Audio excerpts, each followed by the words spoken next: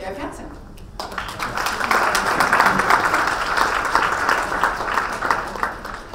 Thank you very much for having me.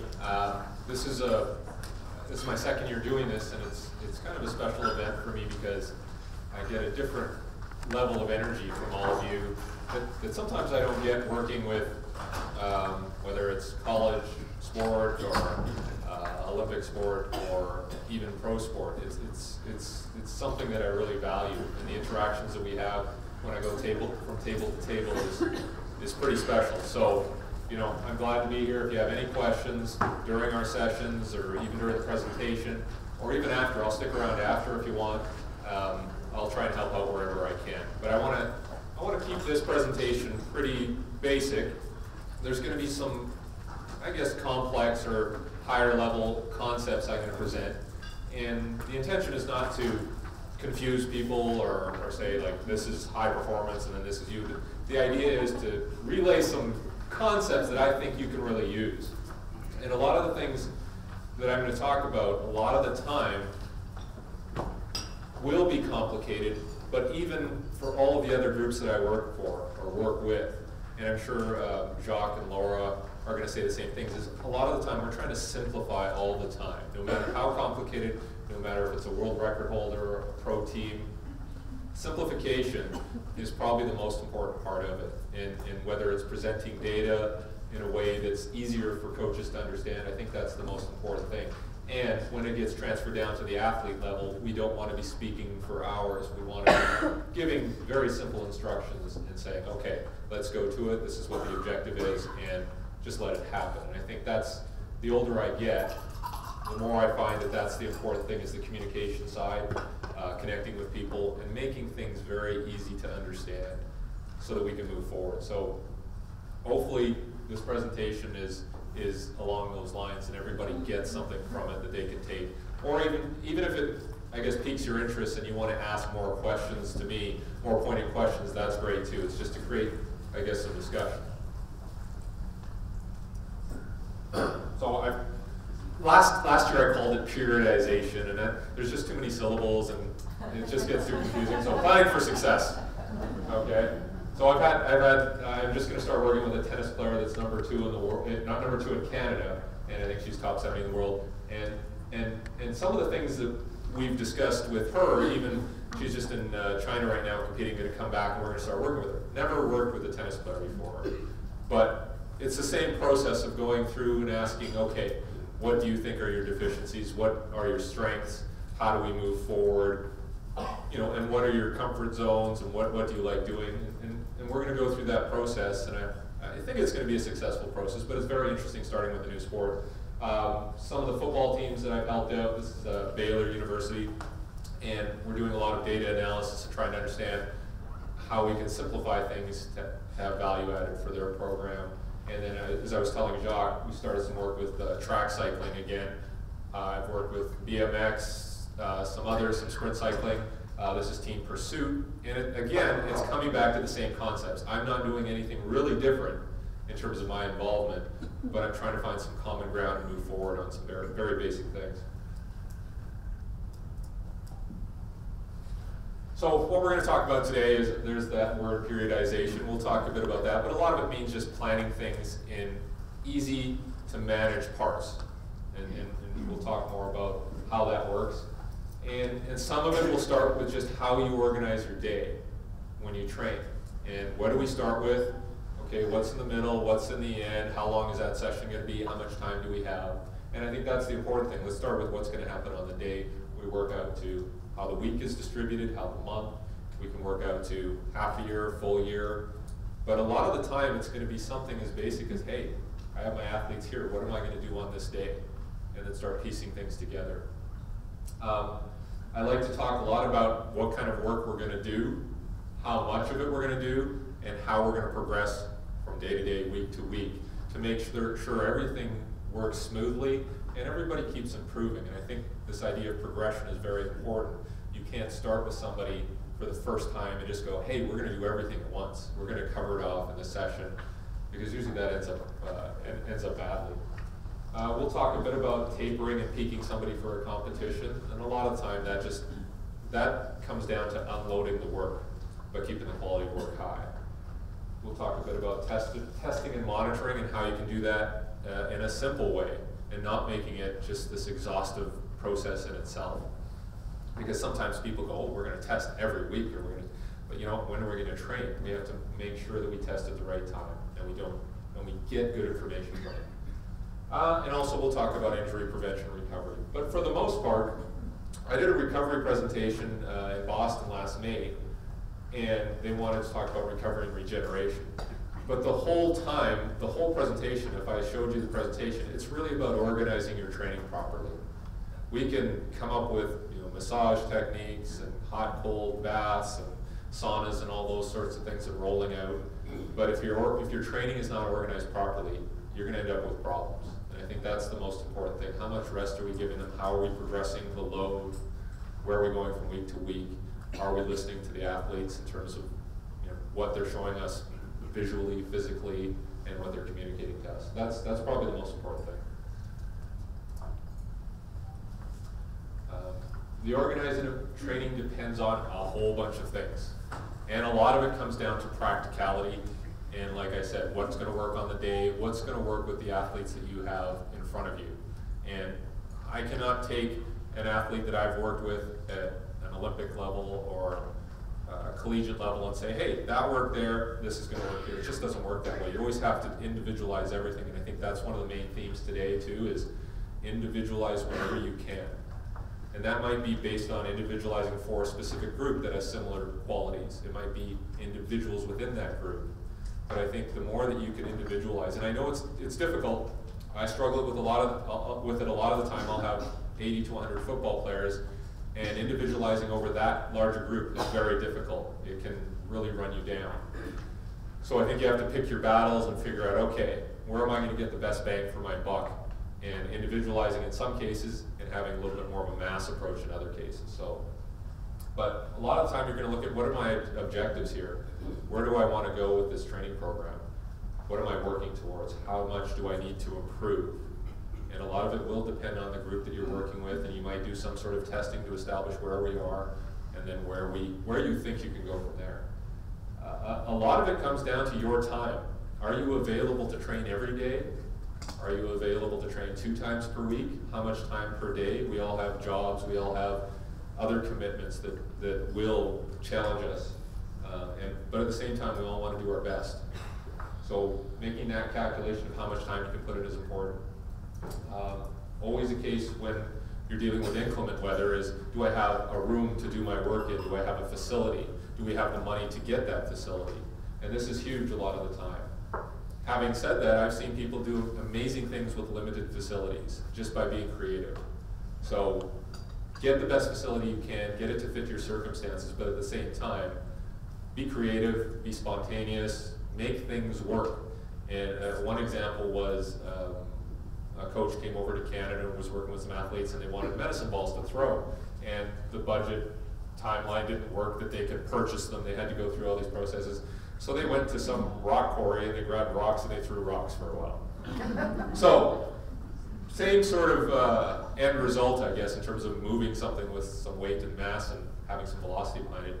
But obviously they weren't throwing rocks to each other, probably just throwing it in the distance and going and picking it up. But it works in the same way. It's creative, it's not sexy, but sometimes you have to do that. Physiological realities.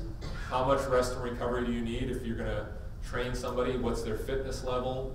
How hard can I work them? And a lot of the time, I always see this with coaches, is we have the facility booked for 2 hours. So guess how long they train them for? 2 hours. Is that always the case? Do you need to use that full 2 hours?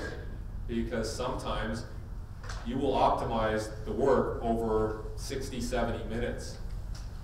And then, hey, we're not going to get much more out of this, okay?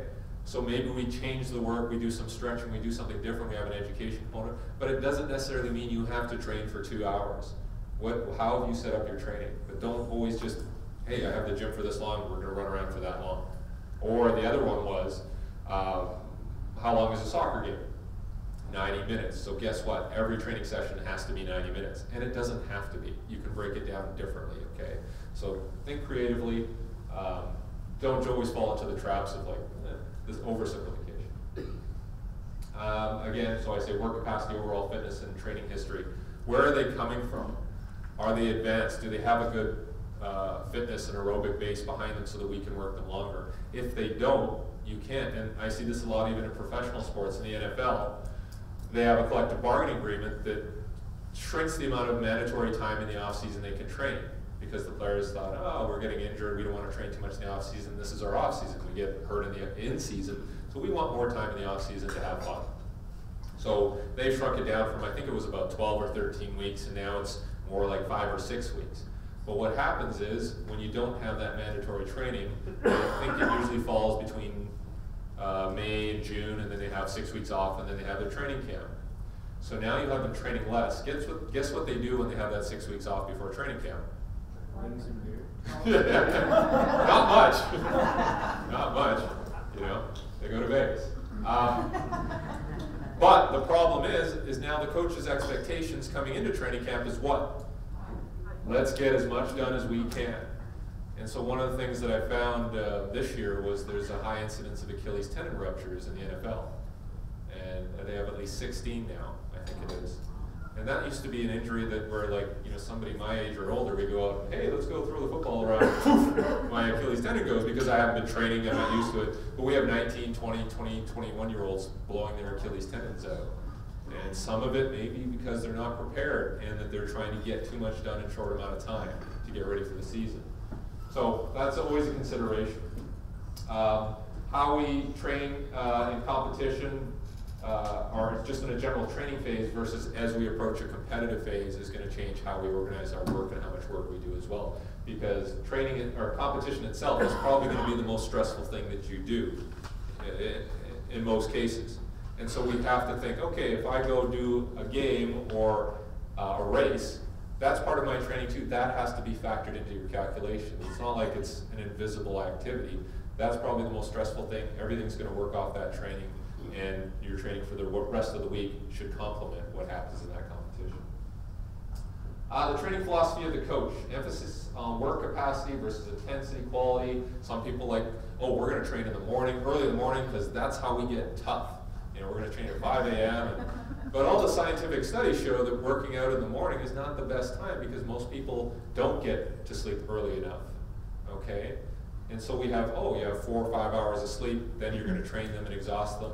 It just doesn't work well. The more studies that I look at about sleep, is it's very important. Even for the corporate executive, they're not getting enough sleep.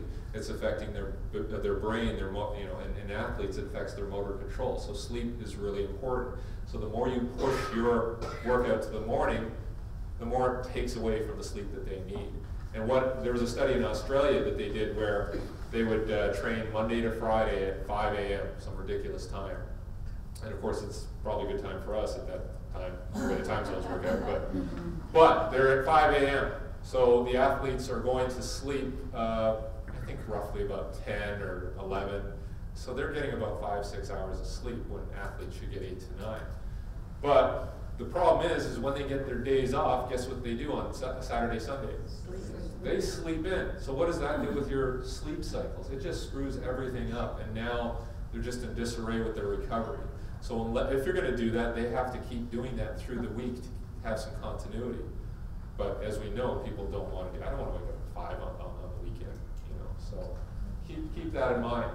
So this part, your philosophy should be a big picture thing that encompasses all of these good things. It shouldn't just be, hey, I just want to train mental toughness today, but it doesn't jive with the physiological realities of what's really going on. The other thing is weather and environmental conditions.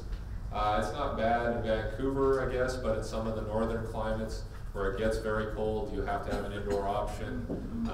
At altitude, that can affect your recovery. There's less air, so if you're training at 6,000, 7,000 feet, that's going to affect how much recovery you have or how you structure your training, or if there's an injury and how long it takes to recover. So these are all important things, and didn't want to confuse you with the first slide, but I think we're going to discuss some of these things in our small group roundtable sessions and with some of the other experts here. So what really matters? So after that long slide with lots of words in it, I've broken all my rules in terms of PowerPoint presentations. Too many words is too bad. So what really matters, how much time do you have? You have to figure out how much time am I going to dedicate to training. And I know in some of our group sessions, some of you will say, well, we only have two days a week. Okay, well, let's figure out how to maximize the work that you have on those 2 days. The other part of it is, can you get the athletes to do something on their own, just even if it's stretching or something that's related to recovery? They don't have to be with you, but you can kind of teach them how to do that on their own. So that's an important consideration.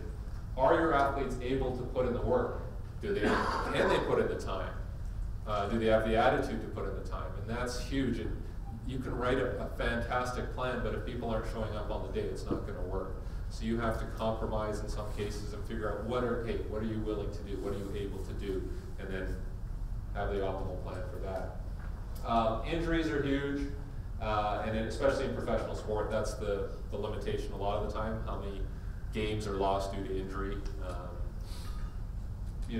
If you have a good training program, then you're going to have less injuries. If you allow for recovery, if you have smooth progressions, if you have some recovery and regeneration activities that you do on off days, that's good. The other thing is, once an injury does occur, do you have a plan for addressing it properly and bringing them a return to play plan that works and gets them back into it? And I'm going to say sooner, but at the same time, it's not just about sooner, it's about when they come back, they don't get injured again.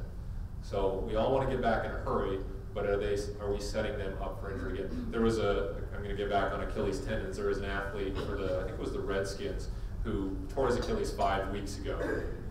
And then he re-tore it yesterday or 2 days ago, trying to get a piece of pizza out of the fridge. So the surgical repairer was torn again. And, those are important things, like just making sure that they can get through the rehab properly. Maybe have the pizza delivered. I don't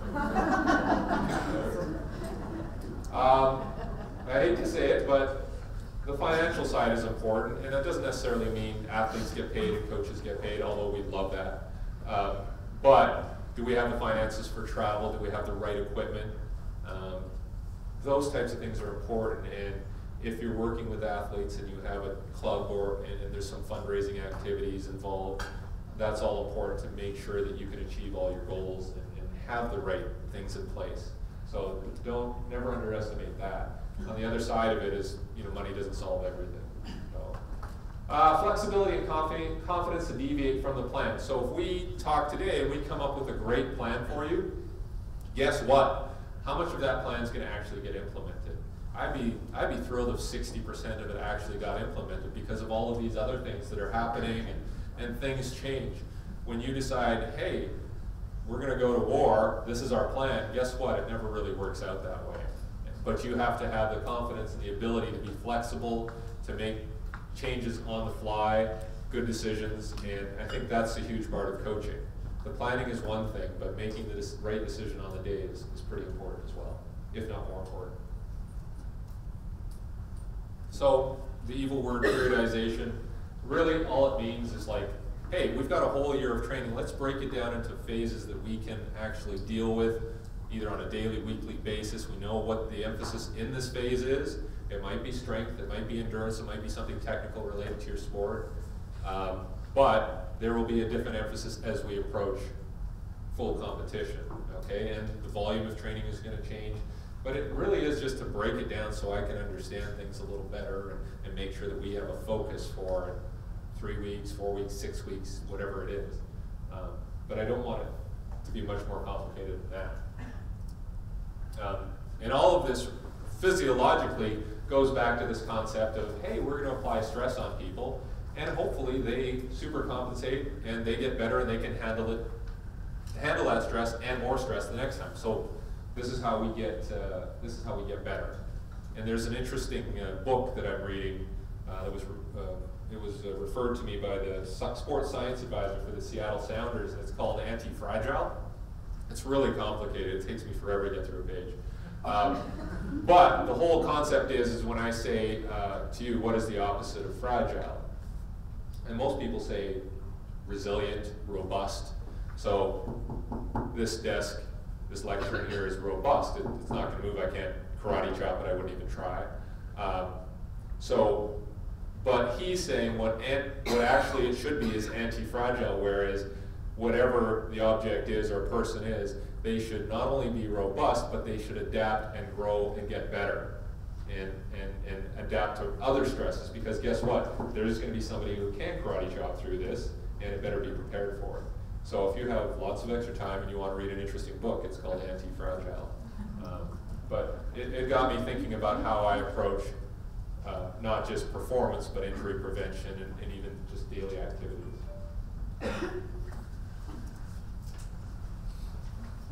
So the idea with the concept of super compensation is we're going to try to do a stepped approach so we get better every time we go out, whether it's day to day, session to session, week to week, month to month. And the load's probably going to go up and the intensity's probably going to go up as part of this progression. The whole idea is that we don't want to overstress them. We don't want to apply too much load because we won't bounce above the homeostasis line. We won't get better, and we have to be careful. So a lot of cases, it's better to undertrain here, stress them a little less, but make sure we have that improvement. So keep that in mind. More is not always better. And I know we want to get more reps in of something technical, but just like cramming for an exam, the retention of that skill or that ability isn't always as good if we try to push too much at one time. And then talking about recovery, a lot of the time we like to think of our athletes as linear organisms. So if we apply a stress, they get better. It just keeps going up. But it doesn't always happen that way because some athletes will improve linearly, some will regress and then improve. And I think it's important to understand that it's a process that you have to manage. It's not just about, hey, yeah, I just give them more and they keep going up.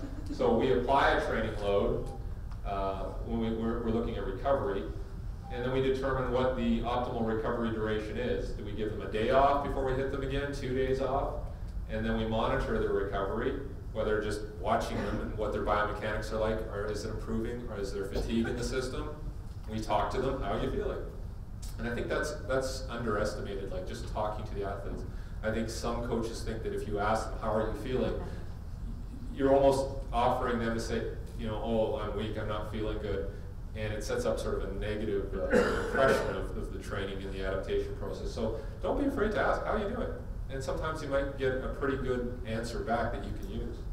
And then we determine, do we think the athlete has recovered? If yes, we apply the training load again. If not, we may apply some recovery regeneration loads or methods to help them recover. We may give them more time, then we monitor them again. And we may be stuck here for a while before we get back up to applying a full load again. So I think intuitively a lot of us work this way, but it's important to really incorporate that in your day-to-day work. And here's another complicated graph. I'm going to try to get through these as quickly as possible. But what I'm trying to say here is we're always trying to figure out what the optimal load is. Sometimes it's going to be less, and we may not improve as much. But we have to be careful of this part here, the excessive overload, because not only does it drive us down and not create as big a bounce up, but it may require us to extend the duration of recovery. And we may not be able to get as much work done if we try to get too much in one session. So always strive to find out what the optimal amount is. And sometimes try to find out what the minimal amount is to get a positive return. Because that's always going to take you farther in terms of not only improvement, but avoiding injury. Planning for the training season, ordering elements by importance. And this is the session, so our training session. So a lot of the time, just even structuring your daily routine or your workout, that session is important just to make sure everything's done in the right order. And I always try to do it, let's look at the warm-up first. How are we warming up? And sometimes people think warm-up is stretching. Some people think warm-up is just going for a long run. But I think it could be a little more complex and a little more thought out than that. We'll cover that. But as far as the session goes, I usually try to get all of my complex tasks, high velocity tasks, high load activities over initially before fatigue starts creeping in. And then these activities here, which are more general in nature, more aerobic in nature, don't require as much motor skill, will be on the back end. And that's typically how I try to work things. And it's interesting, the tennis coach that I was talking to a couple of weeks ago said basically that's how they do things too. All the more technical stuff is at the front end, and anything where the player has to generate more power on the ball. So low speed balls coming in have to generate more power, those are early, and then shots that are more like volleys or where they're changing the velocity that's coming into them, where they just kind of position the racket, is later on, which I thought was kind of interesting. So if you could think about how you want to structure your practice to take advantage of things early on and maybe some other things later on, I think you'll be better off. And of course, cool down activities may involve some aerobic activities as well, but static stretching always follows. It doesn't precede activities. So for a track sprinter, track and field, this is the progression based on the previous concept. Warm up, which could take 30 to 40 minutes, depending on the level of the athlete, maybe longer. Some technique drills, starting block, which has a technical component, reaction time component, where they have to react quickly. Technical component important as well, power. And then as we start sprinting out farther, still technical, but not the same sort of demand as the starts. And then jumps, weightlifting, stretching after that. So in my mind, I've organized this in a way that takes advantage of not only the qualities that they have, but also the potential fatigue that could seep into the training session. So for warming up, if we break that down, we look at this concept of going from general to complex. So jog around, don't think too much, go for a couple laps around the field, to something more complex, which is more sport specific, whether it's catching, throwing, moving the feet in a certain way. So that's one of the most important things that I look at when structuring our warm-up. Let's build up towards what we're actually going to do in practice. Low intensity to high intensity. So we're not doing plyometric jumps as part of warm-up right away. We're doing something easier, jogging, faster running, maybe a few jumps towards the end. Non-specific work to specific. So again, same sort of concept, general to complex. And we have less recovery time because it's low intensity work, so we can do a run, jog back, do a side shuffle, jog back, run backwards, jog back. It's low intensity, it's more aerobic, it gets the blood flowing, it warms up the body, and that's really what we're trying to achieve with warm-up. And then we get more recovery as we get closer to the actual competition. So these are the goals of the warm-up. Enhanced circulation. A lot of the time, when we heat up the body through aerobic activity, tissues, muscles become more compliant and we can get into flexibility work. We try not to do a lot of static stretching. I know the scientific evidence shows that if you do too much static stretching, it can reduce force application properties or the ability to generate force or be elastic. So we're kind of careful about this. It depends on the situation. For the most part, we're doing things that are dynamic, create a lot of movement, leg swings, torso rotations, arm swings. So we're trying to achieve range of motion under dynamic conditions. And it may specifically apply to what you're going to do in your sport. Okay. A lot of the time too, if we do static stretching, it's almost to give the athlete an idea of, okay, have we created enough range of motion? It's more of a test than let's just sit here and stretch for 20 minutes. So you can incorporate some static stretching. Don't be excessive with it. Sometimes athletes like that time to kind of relax and kind of get a sense of where their body is. So you can have some. Just don't make the whole warm-up a static stretch. And then you get into specific preparation, sport-specific movements, higher intensity, more sprinting, more jumping if that's required in your sport. In the case of activities that are more aerobic, or sorry, events that are more aerobic, you'll still kind of follow this, but a lot of the time it's going to be here, it's going to be mostly this. I know athletes that they're preparing for a 5,000 meter run, they'll go for a 60-minute warm-up run just to get everything working more efficiently. And they have to do that. It's a little less intense. But again, if you look at it, it's more specific to what the actual event is. They're not going to be doing jumping jacks and plyometric jumps and sprints. They're going to be doing something that prepares them for their event.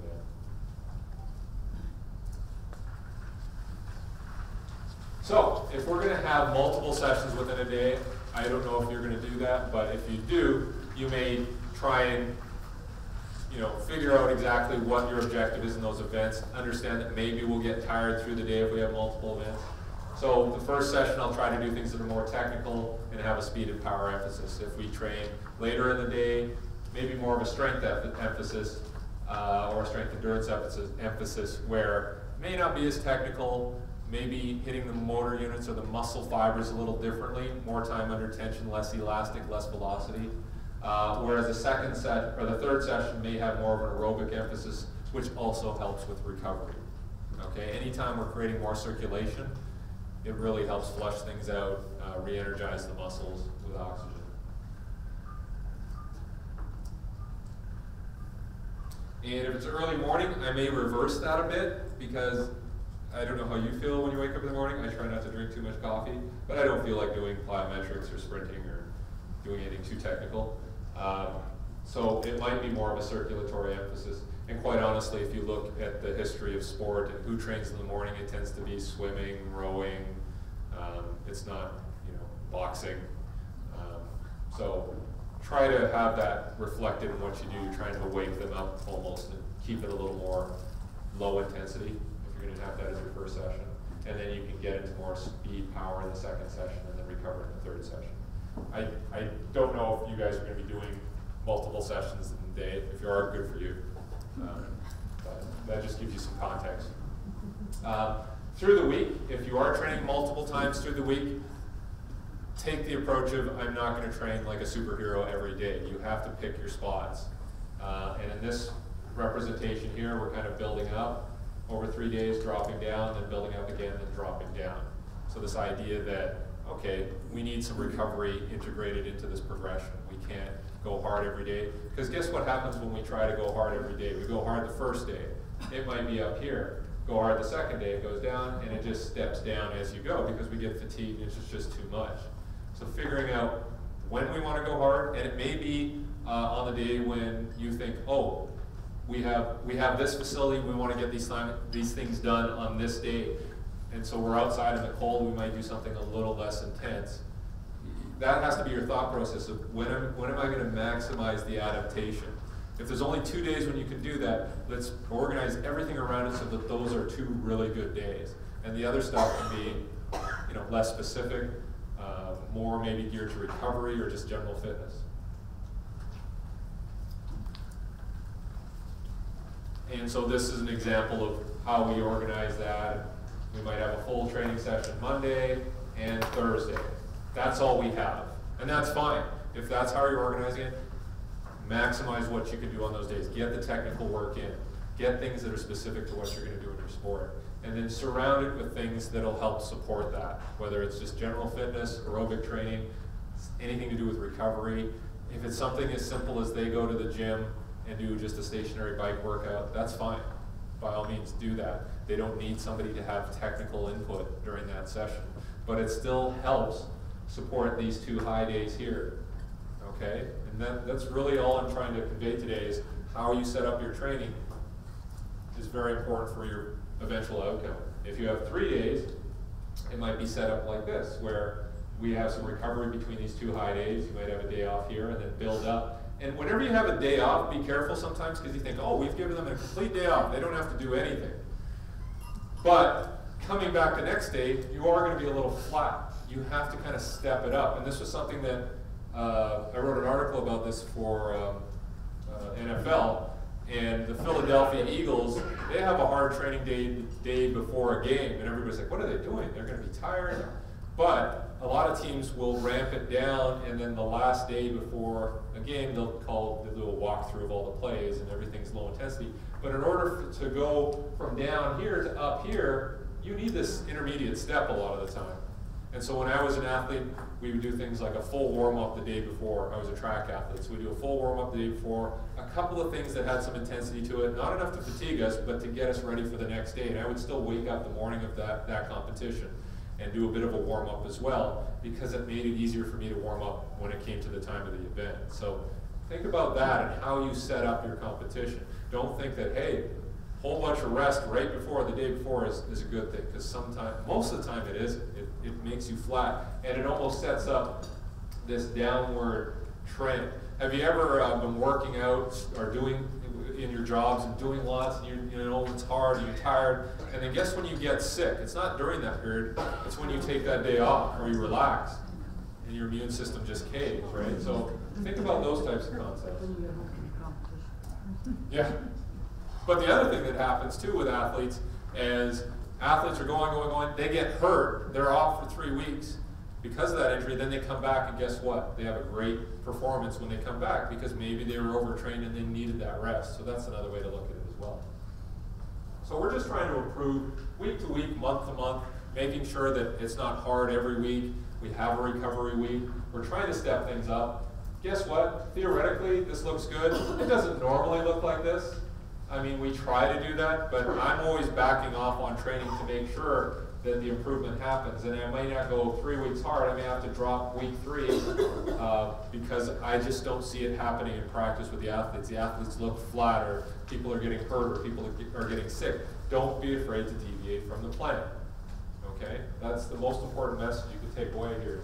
You see what's happening. You have a stopwatch, or you see visually, biomechanically what's happening. If there's breakdowns, you can't just keep pushing. You may have to back off, reassess, and then move forward from there. So when you're working with less advanced athletes, you can load them more continuously just because they don't have the output characteristics. If Usain Bolt is running at 12.1 meters per second at top speed, I have to be very careful at how often I load him and how frequently and how much I step it up. If I'm working with somebody who runs at 5 meters per second, I could probably load them more continuously because we're not going to get into a dangerous situation where he could rupture his hamstring or his quad because he's running so fast. He's running 27 miles per hour. Okay. I had an interesting slide that I presented in Boston where I was talking about a cheetah. And there's this great YouTube video, if you can find it. Just go cheetah running HD, and they have this slow motion video of a cheetah sprinting. And I think it sprints for like 5 seconds, but they shot it at 1,200 frames per second. So it takes like an hour to watch this video, but it's the most amazing thing you'll ever see. Because their stride length is about 22 feet, or it's really long at 4 strides per second, but they get up to 60, 70 miles per hour. So the question is how, when a cheetah goes to hunt, what's the furthest they'll sprint? And somebody put a GPS on a cheetah and actually analyze this. So if I'm chasing an antelope, how far would I run as a cheetah? You've seen this on National Geographic. No? It's usually about 180, on average they found it was about 180 meters. So at 70 miles per hour, they go from 0 to 60 in 3 seconds. It's better than a Ferrari. Okay? So they get up to speed very quickly. 180 meters, you know, then they either get it or they miss it. Okay? If they get the antelope, how long does it take them to recover, to actually eat the antelope? Like, it takes like 30 or 40 minutes for them just to drag it under a tree so the hyenas don't get at it. And just they sit there and you'll see them like, because they have to get their body temperature down and they can't do anything. They're most vulnerable right after they make a kill. Okay, so think about that. They run for 180 meters or yards at 70 miles per hour. That's probably going to be 4 or 5 seconds of work. They do 5 seconds of work. They need 45 minutes to recover before they can eat. And then they need 3 days before they can hunt again. Okay? So think about that in terms of if you have somebody who's really explosive or has a lot of speed or something that's just sensational, they're going to need more recovery than somebody who's moving around at 4 miles per hour. Okay? So the cow can eat all day. Hopefully we're not coaching cows. But I'm fascinated. I want a pet cheetah. But I don't think I can work that out. So. Tracking an athlete's work. How do you do that? And a lot of the time, the easiest way is practice time. You know, we spent 30 minutes on this activity and 20 minutes on that. And I think you should keep track of how much time you're spending on different qualities, whether it's in a training journal, and just making sure that you know where they're at any given time. So early on, you might be doing less work, and then you build it up, and you're doing more time. And remember, it goes back to that idea of like, well, we have the training facility booked for 2 hours. We have to use it, right? So, but it might be how you organize that work within that 2 hours. Okay, so total practice time is one thing. So I have the 2-hour facility. Actual training time, how much time do we actually do work? And that's harder to track. You might have somebody on the sidelines with a stopwatch, start, stop, every time we do an activity. You may want to do that and figure out your ratio of work to rest. That's a more advanced way of doing it, but it can be useful to figure out, hey, as we get faster, we should probably be more in favor of rest than work. As we're doing more of a general training phase or working aerobically, we're probably going to have more work than rest. So understanding that relationship from week to week is important as well. If you're a weightlifter, any weightlifters here? There we go. Oh, those are big arms. Total weight lifted. You may record total weight lifted per session, per week, per month, tonnage, kilograms, whatever, just to understand how much work is being put in week to week. Okay. Distance covered, mileage, that's very common. But total work is important, but I would try to break these down into subgroups of like maybe low, medium, high, so that you know anything with high velocity, you've accounted for how much work we did in high velocity versus medium versus low. Weight lifted, how much of their, within 90% of their 1 rep max have we done this year versus, medium, 70 to 90% versus low. Those types of relationships are very important in terms of how you move through the year. And obviously at the beginning of the year, you're probably going to do more low intensity work and build up to more high intensity work. The problem is you have to be careful that if I do too much high intensity work and it's not supported with enough low intensity work, that's when injury happens, when we get too specific. And I think that's what's happening now with youth athletes. Like, hey, I want my kid to throw a 100-mile-per-hour fastball by the time he's 19. And so, guess what? We're overworking them too specifically, pitching, and then you have a kid that has to get Tommy John surgery when they're 14 or 15 years old. We don't want that. We want to make sure that there's some low intensity work to balance off that high speed pitching, to build strength and to build qualities that support that ability to throw fast. So, keeping those proportions monitored is very important. So in sprinting, we use 90 to 100% as high intensity, medium intensity 70 to 90%, and that's usually of their fastest time run. It could be in the heaviest they've lifted, or it could be even something perceived exertion. But breaking them down into these categories is pretty important for tracking your work. It's not just about how long we trained or how far we ran, as you found out from those football stats. What are they doing in that time or in that distance? And it's good to have that accounted for if something goes right. So, hey, we had a great year, everybody PB. You can go back and go, what did we do? What was the formula for success? Conversely, if you had 10 injuries that year and it was the same thing, everybody blew out their hamstring, let's go back and look at the work we've done. And keeping track of what you've done is very important, just to go back and go, okay, how can we improve? So you'll have different phases, and there's different names for these, but you have a preparatory phase. It could be general prep, specific prep. You can divide it up however you want. But a lot of this is going to depend on when is my main competition, and then you work back and go, how much time do I have? And then I subdivide that time and go, okay, I have 6 weeks for this, 4 weeks for this, another 6 weeks for this. And it really is about how much time you have. And sometimes if this is too long, if I have, hey, I don't have a big competition for a year, you may have to subdivide it into cycles so that the length of these cycles or these periods isn't too long, because people get bored. You may have like a mock competition, some sort of testing, or something you set up so that you can kind of see where they're at and then recycle the program and start it over, make your changes. But dividing it up into pieces that you can manage and get some good information from is very important. So if you are testing and monitoring them, you're trying to find out, one, if your athletes are improving. Whether they're improving in their sport, that's one thing. Are they improving in individual qualities that make up your sport? That's the other thing. So if I'm doing the high jump, is my strength improving? Is my jumping ability on 2 legs improving? Is my general fitness improving? Okay, is my flexibility improving? So you want to be able to not only know how high they're jumping in high jump, but are there individual pieces that make that up that I can track and figure out, hey, their strength is really good, but when they do hurdle jumps, their ground contact time is too long. So that will shift your emphasis on your training possibly, okay? So understanding what the components are that make up your event, and then breaking them down and evaluating them individually is important. So in sports like track, swimming, cycling, weightlifting, it's easier to monitor because the training you do is essentially what the competition is, and you can say, well, you're lifting that much at this time of the year, great. Or you're running this fast. It's easier. In team sports, it's harder.